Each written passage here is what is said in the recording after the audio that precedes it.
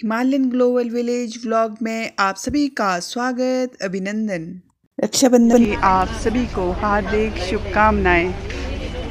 आप देखिए सचिवालय के सामने ये बहुत ही सुंदर स्टॉल लगा है राखी का, और यहाँ पर तरह तरह की राखी आपको मिल जाएंगी। बहुत ही खूबसूरत राखी यहाँ पर, हैंडमेड राखी यहाँ पर बनी है। चलिए इनसे ही जानने की कोशिश करते हैं कि किस तरह से इन्होंने ये राखी बनाई है और किन किन चीज़ों से इन्होंने राखियाँ यहाँ पर सुंदर सुंदर राखी बनाई है। चलिए हम मीनाक्षी शर्मा से ही जानते हैं कि किस तरह से इन्होंने जो ये हैंडमेड राखी बनाई है, लोकल फॉर वोकल की को प्रमोट करने के लिए। देखिए कितनी सुंदर सुंदर राखियाँ यहाँ पर है, चीड़ की हैं और गोबर की राखी यहाँ पर बनी है। ज़्यादा हम इन्हीं से जानते हैं। आपका स्वागत है हमारे पेज पर जी। आप बताएं कि आप कौन से स्वयं सहायता समूह से जुड़े हैं और किस तरह का आपका ये इनिशिएटिव है लोकल फॉर वोकल के तर्ज पर।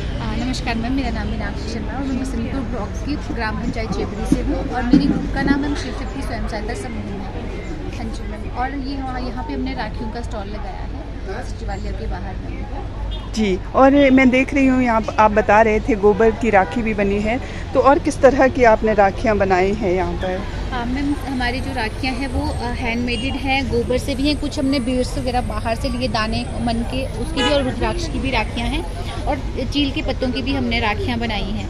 और जो हमारी गोबर की राखी है, इसका बनाने का एक मकसद ये था कि थोड़ा सा इन्वायरमेंट को भी हम अपने देख के बनाई गई है। जब हम इसको खोल के फेंकेंगे तो हम ये एक अगर अपने प्लांट में या गमले में डालेंगे तो ये वहाँ पे खाद का काम कर रहा है। और हमारी बहनें जो है मैम गोबर की राखी के अंदर बीज भी डाल रही है, उससे जो है क्या प्लांट बाहर जो है प्लांट निकलेगा। जब हम उसको वो भी करेंगे तो एक पेड़ बन के तैयार होगा। जी, हम देखिए महिला सशक्तिकरण की बात करते हैं तो जो ग्रामीण महिलाएं, हम सभी जानते हैं कि वो आजकल किसी भी क्षेत्र में कम नहीं है, और इस तरह के जो स्वयं सहायता समूह है कहीं ना कहीं उनकी आर्थिक स्थिति को भी मजबूत कर रहे हैं। तो आप क्या कहना चाहेंगे, किस तरह से जो महिलाएं हैं मिलकर इस तरह के समूह चला रही हैं? मैम ये जो महिलाओं के समूह है, ये जैसे गाँव में अब जो है महिलाओं के समूह बने हैं, इससे जो है महिलाओं को आजीविका भी मिली है, आजीविका का साधन मिला है।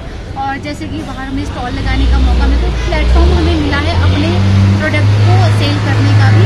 और जो हमारा सामान है मैम, हम सिर्फ हिमाचल में ही बल्कि हम बाहर भी अपना सामान बेच रहे हैं, सेल कर रहे हैं मैम, और हमें बाहर जाने का भी मौका मिल रहा है। हमें बहुत अच्छा लगता है मैम ये सारी चीज़ें। हमने तो मिठाइयाँ भी मैम अपने खुद बनाई हैं, जो कि हमने घी में बनाई है। जी, मैं देख रही हूँ यहाँ पे कोदे की, जो बहुत ही आजकल तो दुर्लभ ही हम कह सकते हैं, और इसके आपने लड्डू बनाए हैं कोदरे के। हाँ जी मैम, लड्डू भी बनाए हैं और बर्फी भी बनाई है मैम इसकी हमने ना।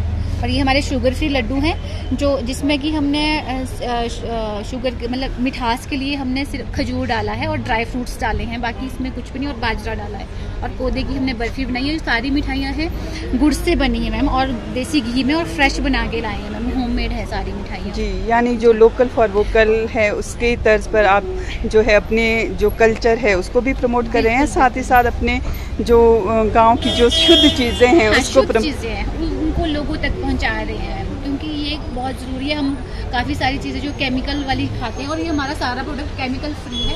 आप देख सकते हैं हमारे पास फार्म वाले भी प्रोडक्ट हैं, जैसे दालें भी हैं, चावल भी हैं, मसाले भी हैं, तो ये सारा जो है केमिकल फ्री है, इसमें कोई भी केमिकल नहीं है, और नेचुरल फार्मिंग से तैयार किया गया है जी। और जो हम अगर महिलाओं की बात करें तो महिलाएं किस तरह से जो ग्रामीण क्षेत्रों में है वो अपनी आर्थिक स्थिति के साथ साथ अपने परिवार को भी चला रही है, देखो, और अपना जो काम है वो घर बैठे ही कर सकती है, ज़रूरी नहीं इसके लिए कहीं बाहर जाना। तो आप इसके बारे में क्या कहेंगी, किस तरह से जो महिलाएं हैं वो आपसे जुड़ सकती हैं, या फिर इस तरह के स्वयं सहायता समूह चलाने के लिए क्या प्रोसेस रहता है? मैम हमारा जो ये स्वयं सहायता समूह है ये NRLM के अंडर बनते हैं, जिसमें कि एक ग्रुप बनता है, 10 महिलाओं का एक ग्रुप बनता है जिसकी रजिस्ट्रेशन होती है, और ब्लॉक द्वारा ये जो है ग्रुप बनाए जाते हैं NRLM के अंदर। उसके बाद हमारे ग्राम संगठन बनते हैं मैम, जिसमें कि पूरी पंचायत की महिलाएं आती हैं। तो उसके बाद हमारा क्लस्टर लेवल फाउंडेशन बनता है, जिसमें कि 4-5 पंचायतें या 7 पंचायतें मिलकर काम करती है, उस सारे गाँव की महिलाएँ मिलकर काम करती हैं। मैम इस तरह से हम जुड़ते हैं।